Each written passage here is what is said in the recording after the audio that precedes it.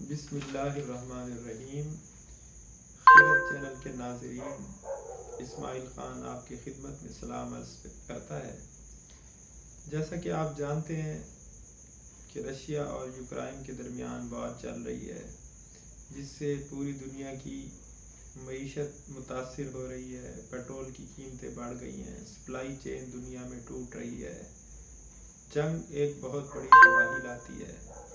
جنگ سے تہذیبیں مٹ جاتی ہیں، کلچر تباہ ہو جاتے ہیں، نسلوں کا نقصان ہوتا ہے، ملک برباد ہو جاتے ہیں۔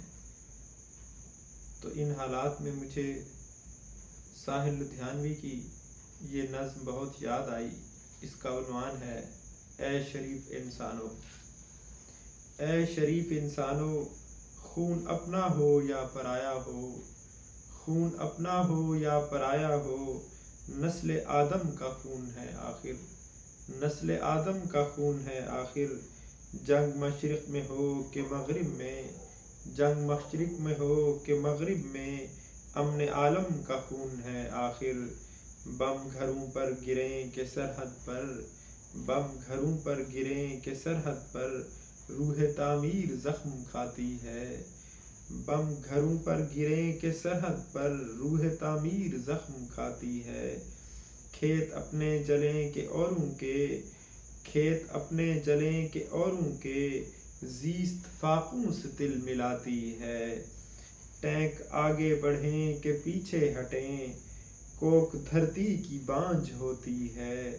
ٹینک آگے بڑھیں کہ پیچھے ہٹیں، کوک دھرتی کی بانجھ ہوتی ہے۔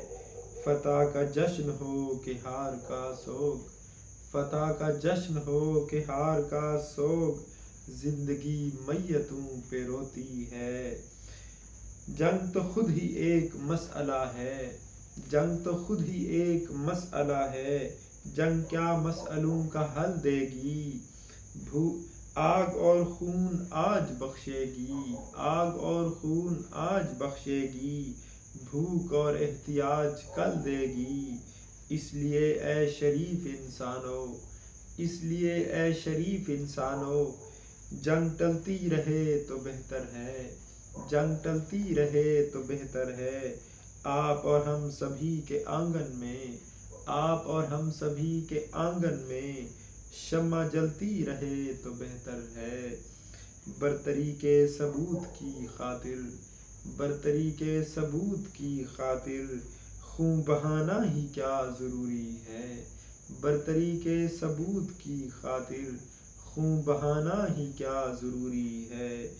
گھر کی تاریکیاں مٹانے کو، گھر کی تاریکیاں مٹانے کو، گھر جلانا ہی کیا ضروری ہے۔